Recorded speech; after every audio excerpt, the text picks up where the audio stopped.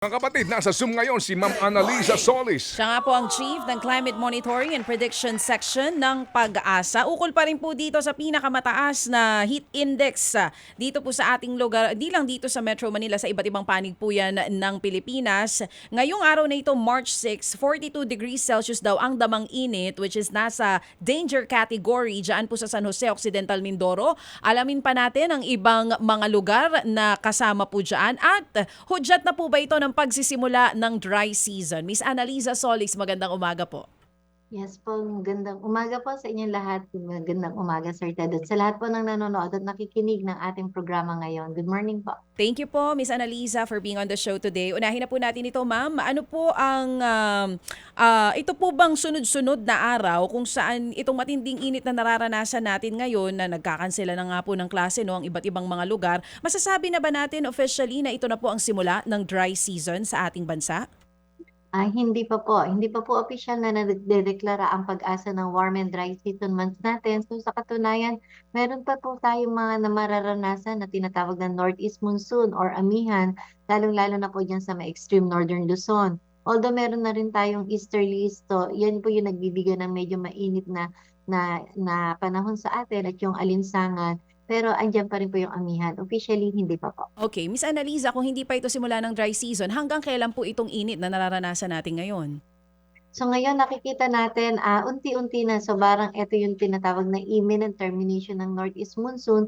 So maaari pong mid-March or ito pong third week ng March, dito po natin nakikita possible yung simula ng talagang warm and dry season months na kung saan itong mga nararanasan nating matataas na heat index ay magiging widespread na or magiging favorable na yung mga kondisyon sa iba't ibang bahagi ng ating bansa. So sa ngayon, may mga ilan-ilan pa lang yung mga matataas yung heat index sa ngayon. Pero pagdating ng warm and dry season months natin at yung peak nito, ay mas madadagdagan po itong mga lugar na ito na mataas ang heat Oo, index. madadagdagan ng lugar by mid-March at mas matitindi po yung init na mararanasan natin. Tama po ba, Miss Annalisa? Yes po, pero kung ikukumpara natin last year, dahil meron tayong strong El Nino last year, ay may mga record-breaking tayo na mga matataas na maximum daytime temperature at mataas na heat index last year. So, mararanasan pa din natin yung talaga maiinit in an instant, pero hindi po kagaya nung last year na talagang sobrang tindi ng init natin, na mga record-breaking ang naranasan natin last year. So kumbaga mainit pero mas mainit pa rin noong nakaraang taon. Yes po, tama po Oo. kayo. Yun ang nakikita natin sa ngayon. Miss Annalisa, yung binabanggit niyo po kanina na since hindi pa ito ang simula ng dry season talaga, yun po din ang dahilan kung bakit may mga lugar na mas mataas ang heat index compared with other places. Tama po ba? So medyo may mga ilang lugar na mataas yung heat index natin. So ang unang-una, posibleng apekto yan ng heat island effect. Or pangalawa, pwede namang yan ay kagaya ng may mas mataas yung alinsangan natin kasi yung mga sa tabing dagat. So kasi meron tayong tinatawag na warm and humid and warm and dry. O hot and humid and hot and dry. So mas mainit or mas mataas ang alinsangan natin or yung discomfort level natin kapag hot and humid ang ating kapaligiran kapag kaysa hot and dry. So anong ibig sabihin po nun? Kapag hot and dry, ibig sabihin clear sky, blue ang sky. So mas less yung moisture or water vapor na hinahawakan ng ating paligid. Kaya ibig sabihin mas madali tayong mag-evaporate yung ating pawis. Kapag hot and humid naman, so mas mataas yung alinsangan. So mas maraming water vapor ang hawak ng ating kapaligiran dahil cloudy siya. So yun mas nagbibigay ng mataas na alinsangan, kaya hindi agad makapag-evaporate yung ating mga pawis, kaya mataas yung ating discomfort. Kaya dun sa mga areas na malapit sa karagatan, mas mataas po yung heat index na naiitala natin. At dahil pala dun sa yung iba, mas malapit po dun sa mga area ng tubig kaya or sa dagat, kaya may mga areas din na mas matindi ang init. Ngayon naririnig natin madalas So kumbaga ma'am, mas hot and humid pag yon. malapit sa dagat? Yes po, hot and humid po yun, Sir Ted. So kung halimbawa po during the day ay clear ang sky natin, so hot and dry siya. Ngayon kapag malapit po tayo sa karagatan dahil sa sobrang init, so mas nagkakaroon po ng maraming mga kaulapan. So pagdating po ng hapon or tanghali, mas dumadami na yung ulap niya. So, ibig sabihin, yung outgoing or yung singaw ng ating land na kapag uminit na maghapon, yun po yung mas nakakapagpataas ng alinsangan sa atin. Kaya mas mataas ang relative humidity, mas mataas ang heat index. Oo, ito pong mataas na heat index na nararanasan po natin ngayon, meron po ba yung epekto dito sa ecosystem natin? Halimbawa po, yung sa Boracay, yung nangyayari ngayon, yun din po ba yung dahilan kung bakit may Yung algae, yung no? Yung algae lumot na bloom? dumadami. Mhm. Meron din pong meron din pong sarili kasing proseso yung tinatawag nating mga algal blooms na yon. So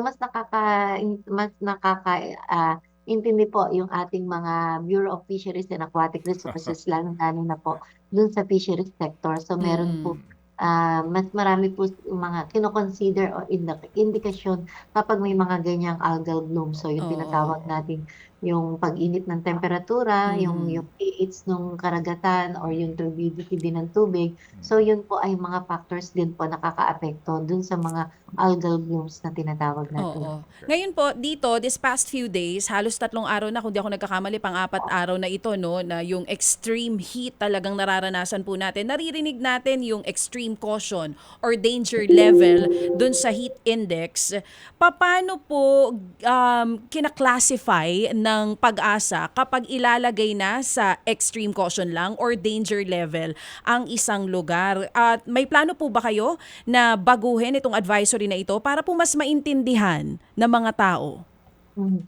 Well, sa ngayon po ay patuloy pa rin po ang pag-aaral natin dito sa pagbibigay ng kumbaga mas improved na heat index information and forecast po natin. Dahil sabi nga po natin, itong heat index ay nakadepende po sa mga different assumptions. So for example, kung ano po yung tinatawag na yung average ng human body, yung tinatawag na biometeorology. May tinatawag po kasi tayong biometeorology. So depende yung nararamdaman ng isang katawan based on assumption, yung kanyang discomfort level. So yun po ay pinag-aaralan pa din, ini-improve pa rin po natin, hindi lang po ng pag-asa, kundi ng ibang bansa. So ganun pa din po dahil iba yung discomfort level ng human, iba din po kasi yung discomfort level ng iba't ibang biophysical na mga nabubuhay gaya ng mga hayop, ng mga ibon, ng mga plants. Iba-iba rin yung sensitivity nila dun sa mataas na humidity. So patuloy natin po yung pinag-aaralan at sa kasalukuyan,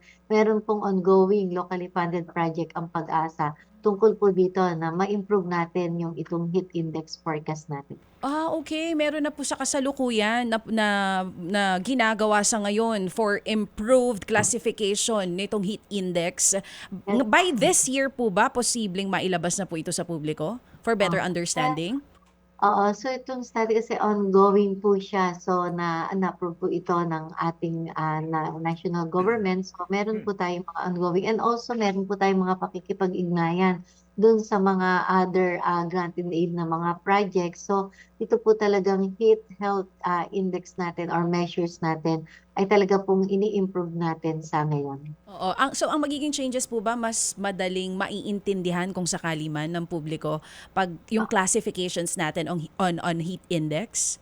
Oo, una po mas madaling maintindihan and also mai-establish po na talaga kung ano yung talagang threshold ng typical na halimbawa na isang typical na Pilipino na kung saan yung base po dun sa kanyang biophysical at yung assumption natin dito sa ating environment, lalong-lalo na po tayo ay naandito sa tropical and humid country.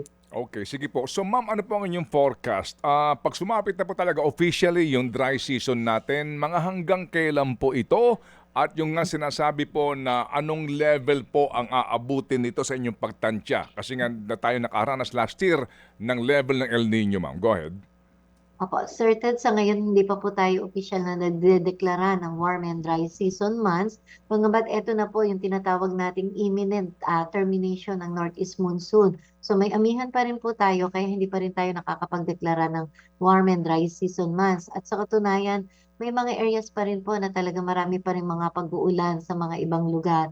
At hindi pa po widespread yung mga matataas nating heat index sa ngayon. So mangilan-gilan pa rin po yung mga lugar na yan. At base sa pagtataya po ng DOST Pag-asa, kapag nagdeklara na po tayo ng warm and dry season months, usually mid-March to third week of March natin yan idedeklara, yun na po yung mararanasan natin. Yung mga peak naman nito ay during second half of April up to first week of May. So Opo. doon po talaga tayo nakakapagtala ng mga matataas na heat index at mataas na maximum daytime temperature. Ako titingnan natin, ikukumpara natin last year, mas matataas po at mas maraming lugar ang nakaranas ng matitinding alinsangan last year kung ikukumpara po natin sa ngayon. Gaano kahaba itong ating dry spell, ma'am? Sa pagtansya ng pag-asa. Opo. So sa ngayon, yung ating last year po kasi started, ang pinakamataas na daytime maximum temperature ay 40.3 at yung pinakamataas na heat index, kung di pa tayo nagkakamali, is around 52 to 53. So ngayon po, possible din po nating maranasan yon. Doon sa maximum daytime temperature is around 39.6 yung pinakamataas na temperature nating pinipredict. At yung alinsangan is pwede rin pong pumalo around 50, pero hindi po ganun ka-widespread o maraming lugar na nakakapag-record breaking. So hopefully, hindi naman po ganun, mga record breaking talaga yung ating mararanasan. Pero mainit pa rin po talaga ang ating tag-init. Opo. Yes, ma'am. Pero ma'am, yung question ko po is, gaano kahaba ngayon yung dry season? Aabutin po ng hanggang June ba ito o latter part ng May, magiging tag-ulan na po? Opo. Dahil sa ngayon po, Sir Ted, meron po tayong La Nina alert. So meron pa rin po tayong La Nina conditions. At kung sakali po ay going back to ENSO neutral condition pagdating po ng April or May. So malamang po ay hanggang middle of May or yung third week ng May, yun po yung nakikita natin na magiging hudyat na ng malapit na yung tag-ulan.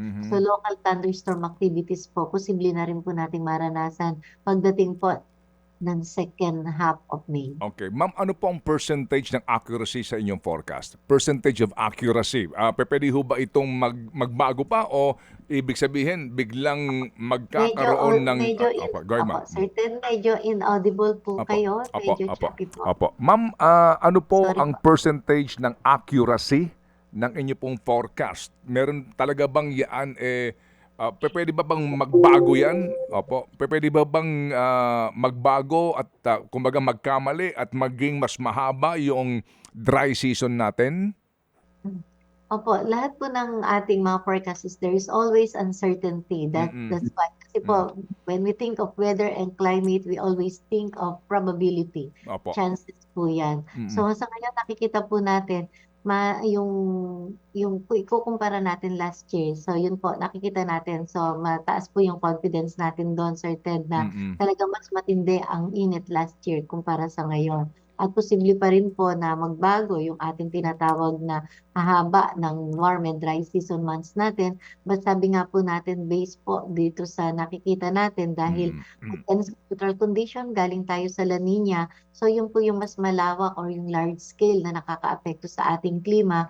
Kaya nakikita po natin sa ngayon na posible po yung usual, yung onset ng ating tag-ulan. Okay. So in terms of accuracy, so depende po dun sa kapag weather and climate. Pag weather po kasi yung pinag-uusapan natin based on initial condition, Opo. based on initial state ng ating atmosphere. Opo. Kaya alam po natin very dynamic yung atmosphere, kaya diyan pa rin po tayo umaasa at Opo. lagi po may uncertainty. Yes, ma'am. Opo. And we understand that. Uncertainty, ito po lamang ay mga probabilities na binabanggit po ninyo. Kasi nga tayo po ay nasa tropical country din. Babago-bago po mga pangyayari dito po sa karagatan na malaking factor nga po sa inyo pong ginagawang pag-aaral. So, Ma'am Annalisa, salamat na marami po sa inyong paliwanag. Kami po ay muli natuto ngayong umaga. Maraming salamat po. Good morning. Good morning. Si Ma'am Annalisa Solis, ang happy po ng Climate Monitoring and Prediction Section po ng Pag-asa. Isa po sa mga siyentista sa ating pong bayan tungkol po sa lagay ng panahon.